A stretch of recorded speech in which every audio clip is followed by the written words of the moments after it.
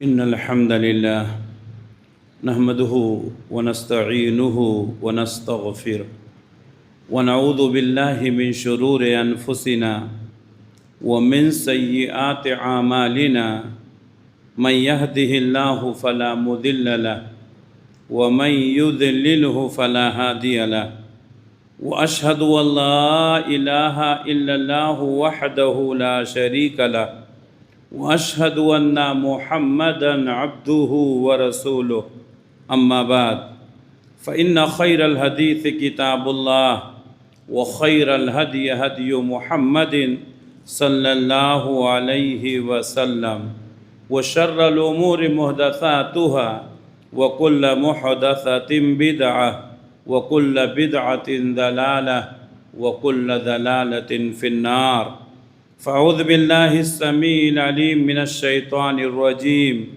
بسم الله الرحمن الرحيم قاف والقرآن المجيد بل عجبوا أن جاءهم منذر منهم فقال الكافرون هذا شيء عجيب أإذا متنا وكنا ترابا ذلك رجع بعيد قد علمنا ما تنقص الأرض منهم وعندنا كتاب حفيظ بل كذبوا بالحق لما جاءهم فهم في أمر مريج يا أيها الذين آمنوا اتقوا الله حق تقاته ولا تموتن إلا وأنتم مسلمون يا أيها الناس اتقوا ربكم الذي خلقكم من نفس واحدة وخلق منها زوجها وبث منهما رجالا كثيرا ونساء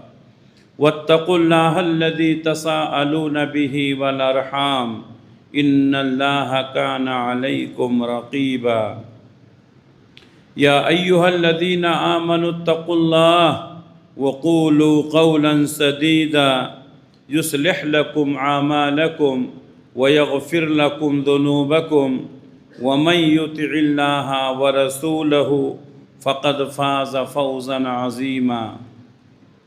محترم حاضرین، ہر طرح کی تعریف اس اللہ رب العالمین کے لیے لائق اور زیبا جو سارے جہان کا اکیلا خالق ہے، مالک ہے، حاکم ہے، رازق ہے، جس کے ہاتھ میں پوری دنیا کی بادشاہت ہے اور جو اپنے عرش پر ہوتے ہوئے پوری کائنات کا نظام چلا رہا ہے۔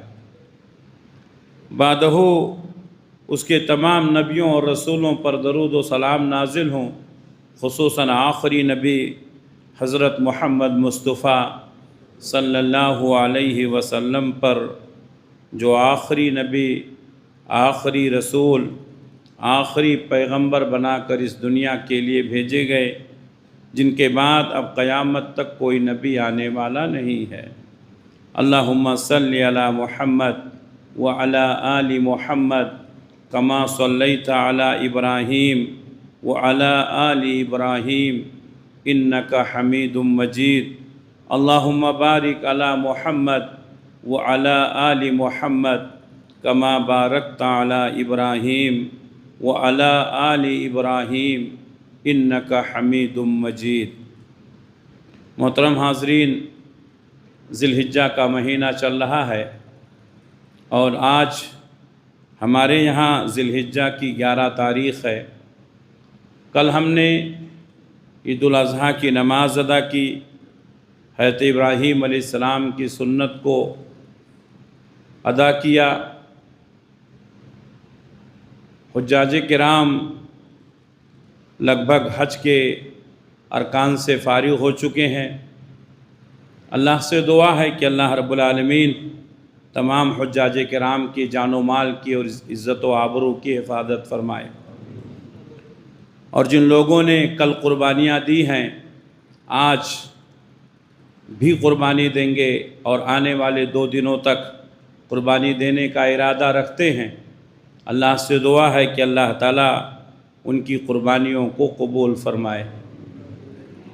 اور جو حضرات ارادہ رکھتے ہیں قربانی دینے کا لیکن کسی مجبوری کی وجہ سے اور پریشانی کی وجہ سے وہ قربانی نہیں دے سکے ہیں، اللہ تبارک و تعالیٰ آئندہ سالوں میں ان کے لیے فراخی اور خوشحالی عطا فرمائے۔ محترم حاضرین، ذی الحجہ کے ایام میں حضرت ابراہیم علیہ السلام کا تذکرہ بار بار ہوتا ہے، خطبات میں ہوتا ہے، دروس میں ہوتا ہے اور عیدگاہوں میں ہوتا ہے۔ حضرت ابراہیم علیہ السلام کی زندگی کے مختلف قربانیوں کے تذکرے کیے جاتے ہیں، حضرت ابراہیم علیہ السلام کی سیرت بیان کی جاتی ہے۔ یقیناً ان ایام سے حضرت ابراہیم علیہ السلام کی یادیں جڑی ہوئی ہیں۔ وہ ابراہیم جن کو اللہ تعالیٰ نے خلیل اللہ بنایا، وہ ابراہیم جن کی سنت کو اللہ تعالیٰ نے قیامت تک کے لیے زندہ رکھا، وہ ابراہیم جن کو ابو الانبیاء قرار دیا گیا، وہ ابراہیم جو ساتویں آسمان پر اللہ سے سب سے زیادہ قریب ہیں، وہ ابراہیم جن کے بعد جتنے نبی پیدا ہوئے سب انہی کی نسل میں پیدا ہوئے۔ یقیناً ابراہیم علیہ السلام کا مقام و مرتبہ بہت اونچا ہے، لیکن آج کے خطبے میں حضرت ابراہیم علیہ السلام کی جو دعائیں ہیں وہ کتنی جامع ہیں اور ان دعاؤں کا مقصد کیا ہے، اس سلسلے میں آج کے خطبے میں انشاءاللہ گفتگو کرنے کی کوشش کروں گا۔ اللہ سے دعا ہے کہ اللہ رب العالمین مجھے حق بات کہنے کی، آپ حضرات کو سننے اور سمجھنے کی، اور ہم تمام کو حق بات قبول کرنے کی اور عمل کرنے کی توفیق عنایت فرمائے۔ حضرت ابراہیم علیہ السلام نے اپنی زندگی میں بہت ساری دعائیں کی، اللہ تعالیٰ نے ان دعاؤں کو قبول فرمایا، لیکن کچھ دعاؤں کو میں آپ کے سامنے ذکر کروں گا اور اس کا اثر کیسا پایا جاتا ہے اس کا بھی تذکرہ انشاءاللہ کرنے کی کوشش کروں گا۔ مکہ مکرمہ جو اس وقت دنیا کا سب سے بہترین شہر ہے، جس کو اللہ تعالیٰ نے ام القریٰ کہا ہے، ام القریٰ یعنی تمام قریوں کی ماں، تمام شہروں کی ماں، تمام شہروں کا مرکز، اللہ تبارک و تعالیٰ نے مکہ مکرمہ کو تمام شہروں کا مرکز قرار دیا۔ حضرت ابراہیم علیہ السلام کا خانوادہ یہاں کا سب سے پہلا باسی ہے، یعنی حضرت ابراہیم کی بیوی ہاجرہ اور ابراہیم کے بیٹے حضرت اسماعیل جو مکہ مکرمہ کے پہلے سکین ہیں۔ اللہ تبارک و تعالیٰ کے حکم سے حضرت ابراہیم علیہ السلام نے اپنے بیٹے اسماعیل اور ہاجرہ کو لے جا کر کے مکہ میں آباد کیا، اس سے پہلے کوئی وہاں آباد نہیں تھا۔ تو مکہ مکرمہ کی سب سے پہلی آبادی اور سب سے پہلے سکین اور مکین کون ہے؟ ابراہیم کا خانوادہ، ابراہیم اور اسماعیل اور ان کی والدہ ہاجرہ۔ حضرت ابراہیم علیہ السلام نے جب مکہ میں اپنی اولاد کو اور اپنی بیوی کو وہاں پر چھوڑا تو اللہ سے دعا کی، رب اجعل ھذا بلدا آمنا، اے اللہ اس شہر کو امن والا شہر بنا دے، وارزق اہلہ من الثمرات، اور یہاں کے لوگوں کو پھلوں کی روزی عطا فرما۔ اب آپ سوچ سکتے ہیں کہ حضرت ابراہیم علیہ السلام کی دعا کو اللہ تعالیٰ نے کتنی قبولیت عطا فرمائی۔ آج دنیا میں سب سے زیادہ امن اور سکون اگر کہیں ہے تو وہ مکہ مکرمہ میں ہے۔ لاکھوں کی تعداد میں ہونے کے بعد کسی طرح کا کوئی فساد نہیں، کسی طرح کا کوئی فتنہ نہیں، کسی طرح کا کوئی لڑائی اور جھگڑا نہیں، کسی طرح کا کوئی اختلاف نہیں۔ یہ حضرت ابراہیم علیہ السلام کی دعا کا اثر ہے۔ تو حضرت ابراہیم علیہ السلام نے دعا کی، رب اجعل ھذا بلدا آمنا، اے اللہ اس شہر کو امن والا شہر بنا دے، وارزق اہلہ من الثمرات، اور یہاں کے لوگوں کو پھلوں کی روزی عطا فرما۔ حضرت ابراہیم علیہ السلام نے جب اپنے گھر والوں کو وہاں آباد کیا تھا، وہاں کوئی کھیتی باڑی نہیں تھی، وہاں پانی کا بھی انتظام نہیں تھا، وہاں کسی طرح کا کوئی پھل فروٹ نہیں تھا، لیکن حضرت ابراہیم علیہ السلام کی دعا کا اثر ہے۔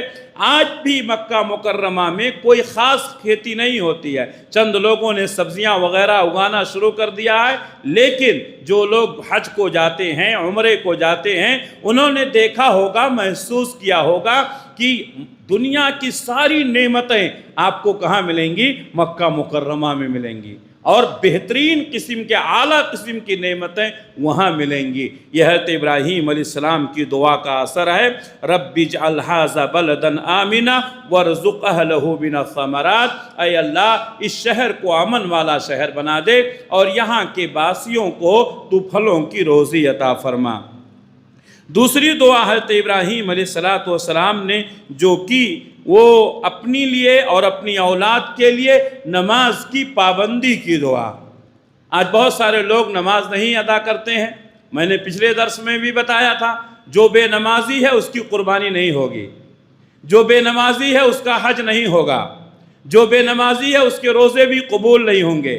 بہت سارے لوگوں نے کل قربانیاں دی ہوں گی، بڑے بڑے جانوروں کی لاکھوں روپے خرچ کیے ہوں گے، وہ سن لیں ان کی قربانی قبول نہیں ہوگی۔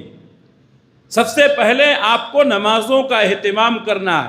دنیا میں جتنے نبی آئے، رسول آئے، پیغمبر آئے، اللہ تعالیٰ نے تمام نبیوں، رسولوں، پیغمبروں کو حکم دیا کہ وہ نماز قائم کریں۔ بہت سارے لوگ سمجھتے ہیں کہ نماز یہ اللہ کے نبی صلی اللہ علیہ وسلم کی امت میں ہے، ایسا نہیں ہے۔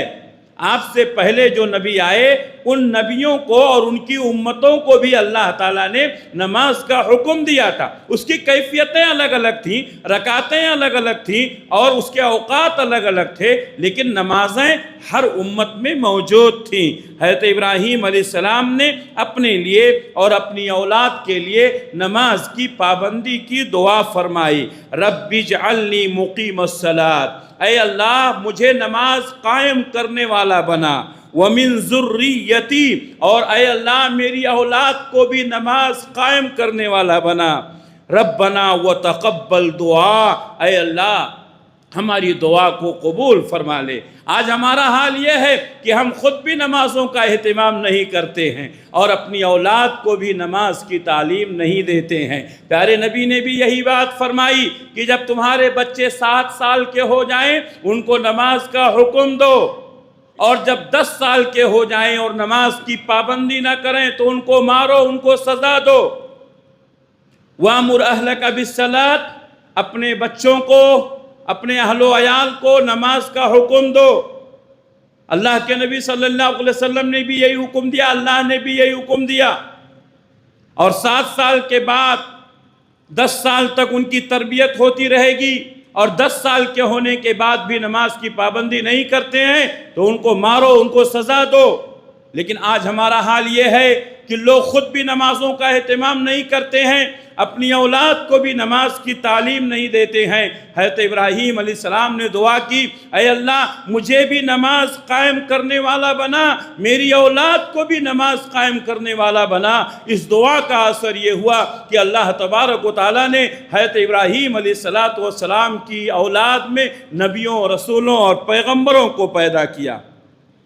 حضرت ابراہیم علیہ السلام نے جو تیسری دعا کی تھی اپنے والدین کے لیے اور مومنوں کی مغفرت کے لیے، اللہ تبارک و تعالیٰ نے حضرت ابراہیم علیہ السلام کی اس دعا کا ذکر کرتے ہوئے فرمایا، ابراہیم نے دعا کی تھی، ربنا اغفر لی ولی والدیا، اے اللہ تو مجھے معاف کر دے، ولی والدیا، اور اے اللہ میرے ماں باپ کو بھی بخش دے، وللمؤمنین یوم یقوم الحساب، اور اے اللہ تو سارے مومنوں کو بخش دے جس دن تو حساب قائم کرے گا۔ اس آیت میں حضرت ابراہیم علیہ السلام نے اپنے لیے دعا کی، اپنی اولاد کے لیے دعا کی، تمام مومنوں کے لیے دعا کی۔ اللہ کے نبی صلی اللہ علیہ وسلم فرماتے ہیں کہ جب تم دعا کرو تو اپنے لیے محدود نہ کرو، اللہ تبارک و تعالیٰ یقیناً تمہاری دعاؤں کو سننے والا ہے۔ جہاں ہم اپنے لیے دعا کرتے ہیں اپنے والدین کے لیے کریں۔ بہت سارے لوگ ہیں ہمارے درمیان جن کے والدین انتقال کر چکے ہیں، مرحوم ہو چکے ہیں، ہم اپنے لیے دعا کریں، اپنی والدین کے لیے بھی دعا کریں، اے اللہ ہمیں بھی معاف فرما دے، ہمارے والدین کو بھی معاف فرما دے۔ اگر ہم اپنے والدین کے لیے دعا کریں گے ہمارے آنے والی اولاد ہمارے لیے بھی دعا کرے گی۔ اگر آپ اپنے والدین کے لیے دعا نہیں کریں گے تو آپ اپنی اولاد سے دعا کی امید نہ رکھیں۔ حضرت ابراہیم علیہ السلام نے کیا دعا کی؟ اے اللہ ہمیں معاف فرما دے، ربنا اغفر لی، اے ہمارے رب ہم کو بخش دے، ولی والدیہ، اور میرے والدین کو بھی بخش دے، وللمؤمنین، اور اے اللہ مومنوں کو بھی معاف فرما دے، یوم یقوم الحساب، جس دن تو حساب قائم کرے گا۔ اسی طریقے سے حضرت ابراہیم علیہ السلام کی چوتھی دعا ہے نیک اولاد کی دعا۔ آج بہت سارے لوگ شادی بیاہ کے بعد اولاد کی تمنا تو کرتے ہیں اور کرنی چاہیے، اولاد دنیا کی ایک عظیم نعمت ہے۔ وہ لوگ جو اولاد سے محروم ہیں وہ کتنا بھی ترقی کر جائیں ان کی زندگی میں اندھیرا رہتا ہے۔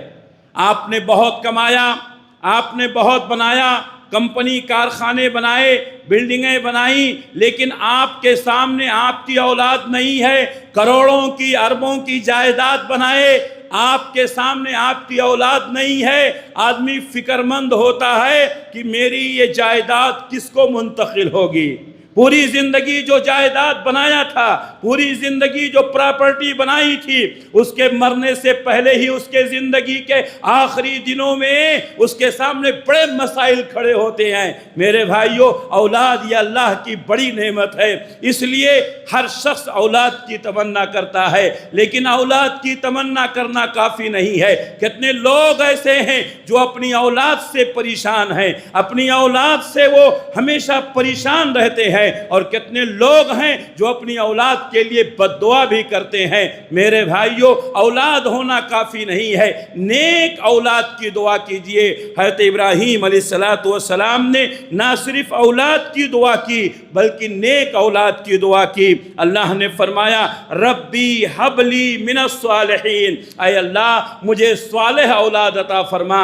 حضرت ابراہیم علیہ السلام کی اس دعا کا اثر ہوا کہ اللہ تعالیٰ نے ان کو دو اولاد عطا فرمائی، ایک اسماعیل اور ایک اسحاق، اور دونوں کو اللہ تبارک و تعالیٰ نے نبی بنایا۔ اللہ ہماری دعاؤں میں اثر کرے گا اگر ہم سچے دل سے دعا کریں گے۔ حضرت ابراہیم علیہ السلام نے نہ صرف اولاد کی دعا کی بلکہ صالح اولاد کی دعا کی، اور ایسی صالح اولاد اللہ نے دی۔ میرے بھائیوں، پوری دنیا ان کی مثال بیان کرتی ہے۔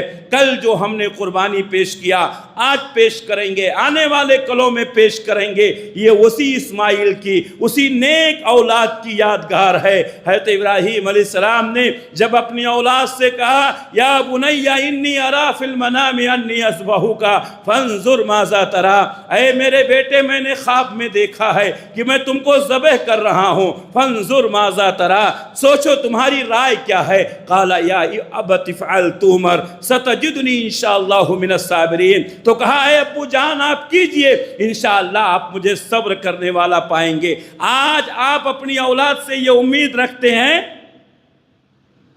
آج اپنی اولاد سے آپ یہ امید رکھتے ہیں؟ میرے بھائیو، صالح اولاد کی دعا کیجئے جو باپ کی امتحان کی کامیابی میں اپنا نیک رول ادا کرے۔ حضرت اسماعیل علیہ السلام نے باپ کا خواب سنا، باپ کی پکار سنی، ذبح ہونے کے لیے تیار ہو گئے۔ یہ حضرت ابراہیم علیہ السلام کی دعا کا اثر تھا، یہ حضرت ہاجرہ کی تربیت کا اثر تھا، یہ فیضان ادب تھا یا مکتب کی کرامت تھی، سکھائی کس نے اسماعیل کو آداب فرزندی۔ میرے بھائیوں، نیک اولاد کی دعا کرو اور اپنی اولاد کو ہمیشہ نیکیوں میں شامل رکھو۔ حضرت ابراہیم علیہ السلام نے جو بھی نیک کام کیا اپنی اولاد کو اپنے ساتھ میں رکھا۔ آج بہت سارے لوگ نیکی کا کام کرتے ہیں لیکن اپنی اولاد کو اپنی نیکیوں میں شامل نہیں کرتے ہیں۔ اللہ تبارک و تعالیٰ نے ایسے لوگوں کے متعلق فرمایا فَخَلَفَ مِن بَعْدِهِمْ خَلَفٌ أَضَاعُوا الصَّلَاةَ وَاتَّبَعُوا الشَّهَوَاتِ، وہ نیک لوگ تھے جو گزر گئے، ان کی اولاد جو آئی وہ ناخلف تھی، انہوں نے نمازوں کو ضائع کر دیا، شہوات کے پیچھے پڑ گئے۔ ایک باپ کی ذمہ داری ہے کہ اپنی نیکی میں اپنی اولاد کو شامل کرے۔ حضرت ابراہیم علیہ السلام نے کعبۃ اللہ کی تعمیر کی، اللہ کے حکم سے اپنے بیٹے کو اپنے ساتھ میں رکھا، کعبۃ اللہ کی دیواروں کو بلند کر رہے ہیں، باپ اور بیٹے دونوں مل کر کے کعبۃ اللہ کی تعمیر کر رہے ہیں اور دونوں دعا کر رہے ہیں ربنا تقبل منا انک انت السمیع العلیم۔ کتنا اخلاص رہا ہوگا باپ اور بیٹے کے لیے، کتنا اخلاص ہو رہا ہوگا ان کے دلوں میں۔ اللہ تبارک و تعالیٰ نے ان کی تعمیر کی ہوئی مسجد کو قیامت تک کے آنے والے مسلمانوں کے لیے قبلہ قرار دیا۔ آج کروڑوں نہیں بلکہ اربوں کی تعداد میں مسلمان کعبۃ اللہ کی طرف رخ کر کے نماز پڑھتے ہیں اور والہانہ محبت کرتے ہیں۔ میرے بھائیوں، حضرت ابراہیم علیہ السلام نے اللہ سے دعا کی، ربی حبلی من الصالحین، اے اللہ مجھے صالح اولاد عطا فرما۔ تو جب بھی آپ اپنے لیے دعا کریں، اپنی اولاد کے لیے دعا کریں، نیک اولاد کے لیے دعا کریں۔ آپ مسجد آتے ہیں، اپنی اولاد کو لے کر کے آئیں۔ آپ نیک مجلسوں میں جاتے ہیں، اپنی اولاد کو لے کر کے جائیں۔ جہاں بھی آپ نیکی کا کام کرنے کے لیے جاتے ہیں، اپنی اولاد کو اپنے ساتھ شامل رکھیں۔ حضرت ابراہیم علیہ السلام نے 5ویں دعا کی، بت پرستی سے بچنے کی دعا۔ حضرت ابراہیم علیہ السلام کے زمانے میں بت پرستی عام تھی، بلکہ میں یہ کہوں عام نہیں، حضرت ابراہیم علیہ السلام کا گھر بت کدا تھا۔ ابراہیم کے والد، ابراہیم کا باپ یہ بتوں کو بناتا تھا، بتوں کو بیچتا تھا، بتوں کی کمائی کھاتا تھا، بتوں کی عبادت کرتا تھا۔ ایسے ماحول میں حضرت ابراہیم علیہ السلام نے آنکھیں کھولی۔ اور میں قبل اس کے کی بات آگے بڑھا دوں، میں یہ بتا دوں، بت پرستی اور قبر پرستی دونوں ایک ہے۔ بت پرستی اور قبر پرستی دونوں ایک ہے، دونوں میں کوئی فرق نہیں ہے۔ بت پرستی میں بتوں کی پوجا ہوتی ہے اور قبر پرستی میں قبروں کی پوجا ہوتی ہے۔ بت پرستی میں ایک اسٹیچو کی پوجا ہوتی ہے اور قبر پرستی میں ایک انسان کی پوجا ہوتی ہے۔ اور ہمیں معلوم پڑا ہے کہ بہت سارے قبروں میں انسان کے علاوہ جانور دفن کیے گئے ہیں اور ان جانوروں کی بھی پوجا ہوتی ہے۔ بہت سارے مسلمان قبر پرستی میں مبتلا ہو کر کے اپنے آپ کو مسلمان سمجھتے ہیں، وہ سن لیں، وہ مسلمان نہیں ہیں، ان کا اسلام سے کوئی تعلق نہیں ہے، اس لیے کہ قبر پرستی اور بت پرستی دونوں برابر ہے۔ اور اللہ کے حقوق میں کسی کو شامل کرنا شرک ہے، اور مشرک کے لیے اللہ نے جنت کو حرام قرار دیا ہے۔ انہ من یشرک باللہ فقد حرم اللہ علیہ الجنہ ومأواہ النار، جو شخص اللہ کے ساتھ شرک کرے گا اللہ نے اس کے لیے جنت کو حرام قرار دیا ہے، اس کا ٹھکانہ جہنم ہے۔ اگر ہماری مسجد میں کوئی شخص بیٹھا ہے یا کوئی عورت بیٹھی ہے یا کوئی لڑکی یا کوئی نوجوان بیٹھا ہے جو اس سے پہلے شرک میں مبتلا تھا، مزاروں پر جاتا تھا، قبروں پر جاتا تھا اور وہاں جا کر کے شرکیہ کام کرتا تھا، میرے بھائیوں، میری ماں اور بہنوں، اللہ سے توبہ کر لو۔ یقیناً اللہ تعالیٰ گناہوں کو معاف کرنے والا ہے، اور آج سے یہ وعدہ کر لو کہ ہم شرک کے قریب نہیں جائیں گے۔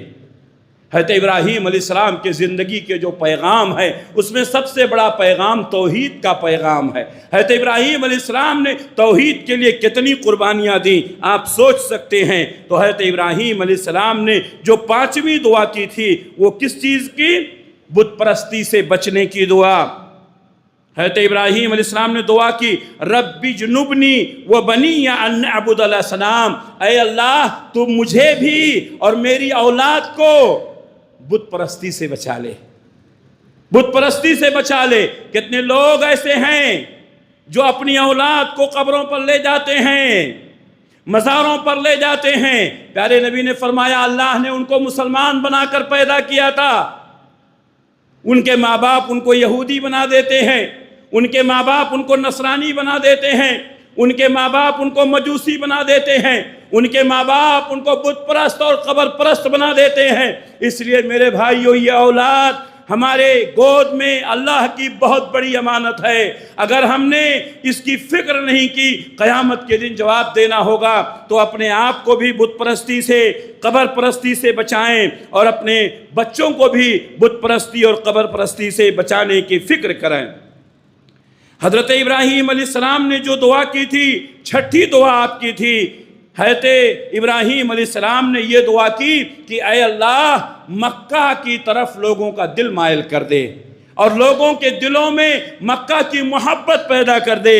حضرت ابراہیم علیہ السلام نے دعا کی، فَاجْعَلْ أَفْئِدَةً مِّنَ النَّاسِ तहवी इलैहिम, ऐ अल्लाह लोगों के दिलों में मक्का की मोहब्बत पैदा कर दे और उनके दिलों को मक्का की तरफ मायल कर दे। कौन मुसलमान होगा जिसके दिल में मक्का जाने की तमन्ना नहीं होगी? कौन सा मुसलमान होगा जिसको काबतुल्लाह में हाजिरी देने की ख्वाहिश नहीं होगी? मेरे भाइयों, यह तो इब्राहीम अलैहिस्सलाम की दुआ का असर है। आज से 4,500 साल पहले हज़रत इब्राहीम अलैहिस्सलाम ने दुआ की थी। आज उस दुआ की बरकत, आज उस दुआ का असर कि हर मुसलमान मक्का मुकर्रमा से मोहब्बत करता है, और ना कि सिर्फ मोहब्बत करता है बल्कि वालिहाना मोहब्बत करता है मक्का मुकर्रमा जाने की और वहाँ काबतुल्लाह में नमाज पढ़ने की ख्वाहिश पैदा करता है। यह हज़रत इब्राहीम अलैहिस्सलाम की दुआ का असर है। हज़रत इब्राहीम अलैहिस्सलाम ने 7वीं दुआ जो की, इल्म हिकमत की दुआ, ऐ अल्लाह मुझे इल्म हिकमत अता फरमा और नेक लोगों में शामिल फरमा, और मेरे आने के बाद मेरा नाम नेक नामी के साथ जिंदा रखना। अल्लाह अकबर। मेरे भाइयों, हमने जब से आंखें खोली हैं, इल्मी माहौल में रहे हैं, मदरसे में, स्कूलों में, जामियात में, और जब से मस्जिदों से जुड़े हैं हमेशा इल्मी माहौल में रहे हैं, लेकिन कभी कभी इल्म का वो शोशा निगाहों के सामने आता है जो इससे पहले हमारे निगाहों से ओझल था। आज मैंने जब इस आयत को पढ़ा तो एक अजीब कैफियत मालूम हुई। हज़रत इब्राहीम अलैहिस्सलाम ने जो दुआ की, रब्बी हबली हुक्मन, ऐ अल्लाह ताला मुझे इल्म हिकमत अता फरमा, व अलहिकनी बिस्सालिहीन, और ऐ अल्लाह नेक लोगों में मुझे शामिल फरमा, और उसी से मिली जुली दुआ वजअली लिसाना सिद्किन फिल आखिरीन, और ऐ अल्लाह आने वालों में मेरे नेक नामी को जिंदा रखना। अल्लाह अकबर। ये शोशा आज मुझे समझ में आया। ऐ अल्लाह आने वाले लोगों में मेरी नेक नामी को जिंदा रखना।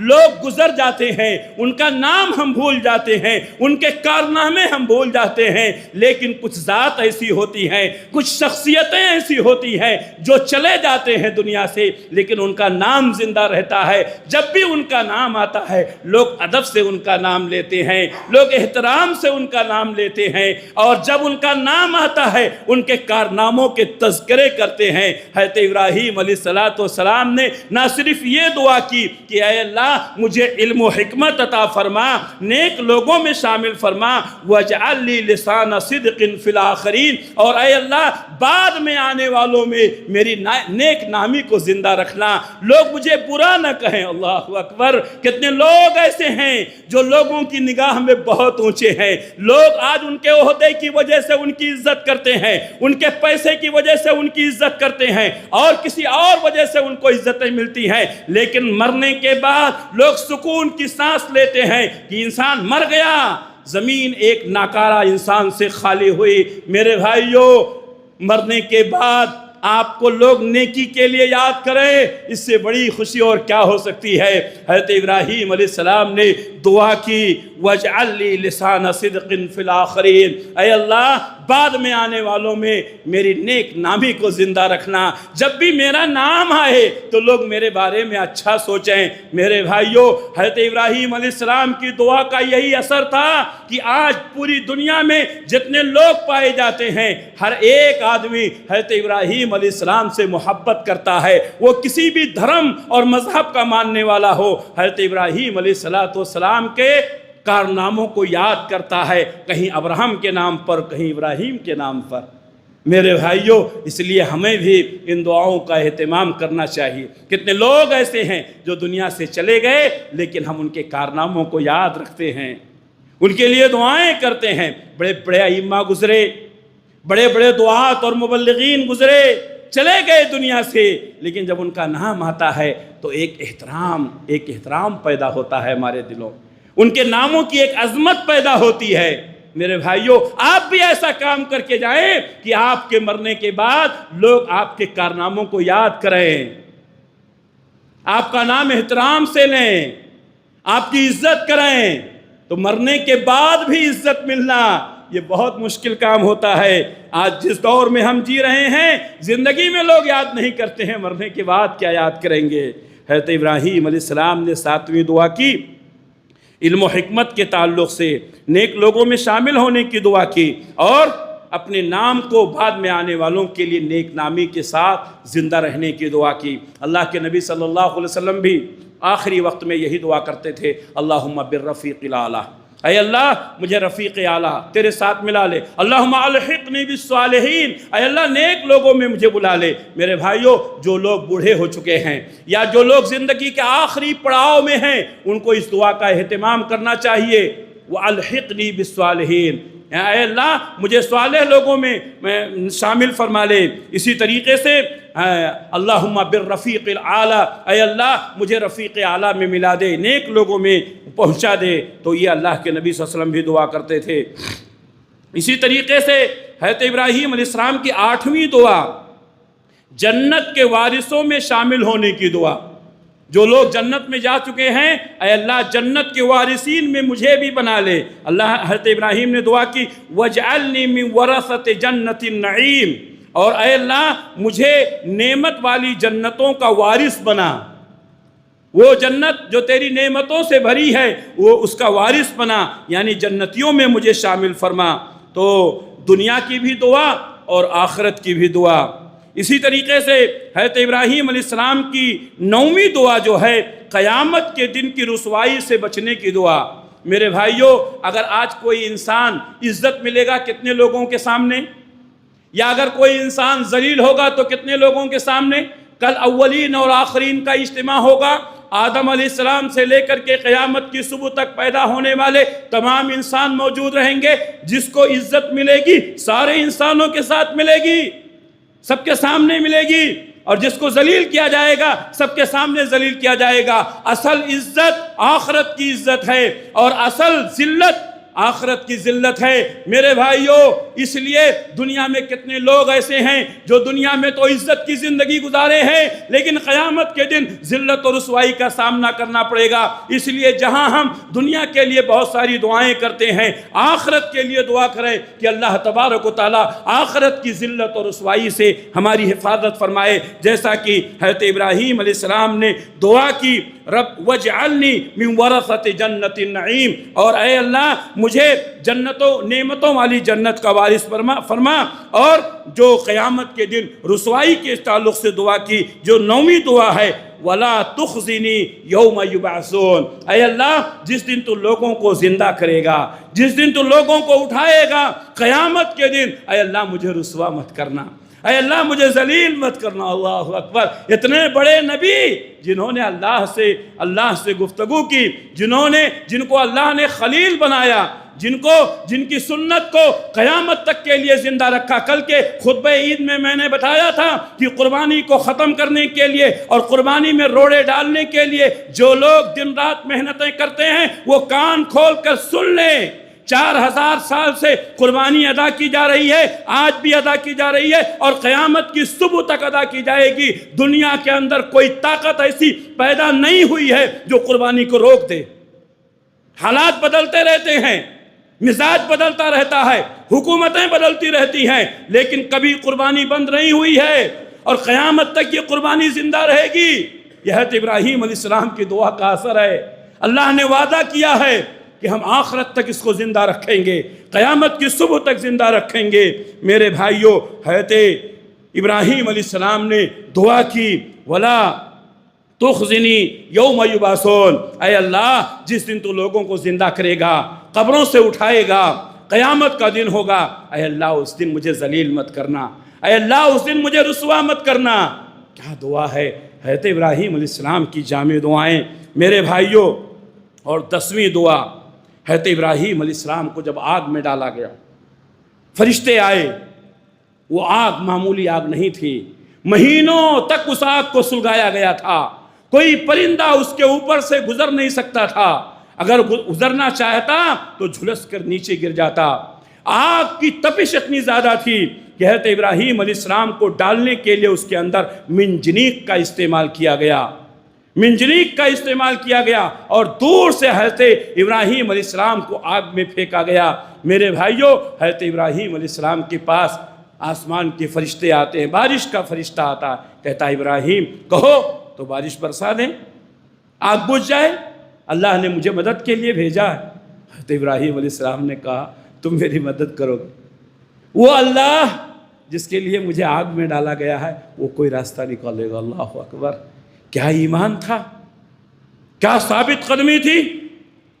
ہواؤں کا فرشتہ آتا ہے، کہتا ابراہیم مجھے اللہ نے بھیجا ہے، اگر حکم دو تو ہوا چلا کر کے اس آگ کو ان لوگوں کی بستیوں پر ڈال دیں جن لوگوں نے آگ جلائی ہے۔ حضرت ابراہیم علیہ السلام نے کہا تم میری مدد کرو گے؟ وہ اللہ، میرے بھائیوں، فرشتوں کی مدد لینا جائز ہے، اور اللہ فرشتوں کو انسان کی مدد کے لیے بھیجتا ہے، لیکن ابراہیم علیہ السلام کا ایمان کتنا مضبوط تھا۔ ابراہیم علیہ السلام نے کہا مجھے تمہاری مدد کی ضرورت نہیں ہے، یقیناً وہ اللہ جس کے لیے ہم کو آگ میں ڈالا گیا ہے وہی اللہ ہمارے لیے راستہ نکالے گا۔ اللہ تبارک و تعالیٰ نے حضرت ابراہیم علیہ السلام کی استقامت کو، ان کے مضبوط اور چٹان جیسے ایمان کو دیکھا تو اللہ تبارک و تعالیٰ نے کیا فرمایا؟ قُلْنَا يَا نَارُ كُونِي بَرْدًا وَسَلَامًا عَلَىٰ ابراہیم، ہم نے کہا اے آگ تو ٹھنڈی اور سلامتی والی ہو جا۔ حضرت ابراہیم علیہ السلام پر نار نمرود میں ڈالے گئے، جس وقت خلیل پھول بن بن کے شراروں نے قدم چوم لیا۔ صحیح بخاری کی حدیث ہے، عبداللہ ابن عباس رضی اللہ تعالیٰ عنہ کہتے ہیں حسبنا اللہ ونعم الوکیل قالها ابراہیم حین القی فی النار وقالها محمد رسول اللہ صلی اللہ علیہ وسلم حین قیل ان الناس قد جمعوا فاخشوهم قال حسبنا اللہ ونعم الوکیل۔ حضرت ابراہیم علیہ السلام کو آگ میں ڈالا گیا تو انہوں نے کہا حسبنا اللہ ونعم الوکیل، ہمارے لیے ہمارا رب کافی ہے اور وہ بہترین کارساز ہے۔ جب لوگ نبی کے پاس آئے اور کہا دار الندوہ میں میٹنگ چل رہی ہے، آپ کو قتل کرنے کا پلان بنایا جا رہا ہے، اللہ کے نبی نے فرمایا حسبنا اللہ ونعم الوکیل۔ میرے بھائیو، ابراہیم نے اللہ کو یاد کیا، اللہ نے آگ کو گلزار بنا دیا۔ نبی نے اللہ کو یاد کیا۔ پڑھیے حدیث، اللہ کے نبی صلی اللہ علیہ وسلم لوگوں کے سامنے سے گزر رہے ہیں، اللہ تعالیٰ نے لوگوں کی آنکھوں پر پٹی ڈال دیا، دیکھ نہیں سکے، وہ گزر گئے۔ میرے بھائیوں، دعاؤں میں اثر کب ہوگی؟ جب اخلاص کے ساتھ دعا کی جائے گی۔ ہم حسبنا اللہ ونعم الوکیل کتنا پڑھتے ہیں، ہمارے پڑھنے میں ابراہیم کے پڑھنے میں بہت فرق ہے۔ دل سے جو دعا نکلتی ہے اس میں اثر ہوتی ہے، دل سے جو دعا نکلتی ہے اثر رکھتی ہے، پر نہیں طاقت پرواز مگر رکھتی ہے۔ میرے بھائیوں، اپنی دعاؤں میں اثر پیدا کرو۔ ہماری زبانیں جھوٹ بول بول کر کے، ہماری زبانیں غیبت کر کر کے، ہماری زبانیں دوسروں کی تان و تشنیع کر کے اتنی معیوب ہو چکی ہیں کہ ان زبانوں سے نکلنے والی دعاؤں کو اللہ رد کر دیتا ہے۔ میرے بھائیوں، اپنی زبانوں کو سچی زبان بناؤ، اپنے دلوں کو پاک کرو، اپنے ذہن و دماغ کو پاک کرو، پھر دیکھو تمہارے ہاتھ اٹھیں گے آسمان کی طرف، اللہ تبارک و تعالیٰ تمہاری دعاؤں کو قبول کرے گا۔ میرے بھائیوں، حضرت ابراہیم علیہ السلام کی ان دعاؤں سے ہمیں یہ سبق ملتی ہے۔ اور بھی بہت ساری دعائیں ہیں، لیکن میں نے آج کے جمعہ کے خطبے کے لیے ان 10 دعاؤں کا ذکر کیا ہے۔ اللہ سے دعا ہے کہ اللہ رب العالمین ہم تمام لوگوں کو حضرت ابراہیم علیہ السلام کی ان دعاؤں کو سمجھنے کی، اس کا مفہوم سمجھنے کی اور ان دعاؤں کو اپنی زندگیوں میں شامل کرنے کی اللہ ہم سب کو توفیق عطا فرمائے۔ اللہ ہماری نمازوں کو قبول فرمائے، ہماری قربانیوں کو قبول فرمائے، ہمارے دلوں میں اخلاص پیدا فرمائے، ریاکاری سے، دکھاوے سے، غیبت سے، چغلی سے، بغض سے، حسد سے، کینہ اور کپٹ سے اللہ تعالی ہماری حفاظت فرمائے، ہمارے بچوں کی حفاظت فرمائے، ہمارے نسلوں کی حفاظت فرمائے۔ اللہ ہم سب کو توحید پرست بنائے، شرک کی غلاظتوں سے، بدعات و خرافات سے اللہ ہم سب کی حفاظت فرمائے۔ اللہ جب تک دنیا میں رکھے اسلام پر قائم رکھے، خاتمہ ہو تو ایمان بالخیر پر ہو۔ ربنا تقبل منا انک انت السمیع العلیم وتب علینا انک انت التواب الرحیم برحمتک یا ارحم الراحمین آمین۔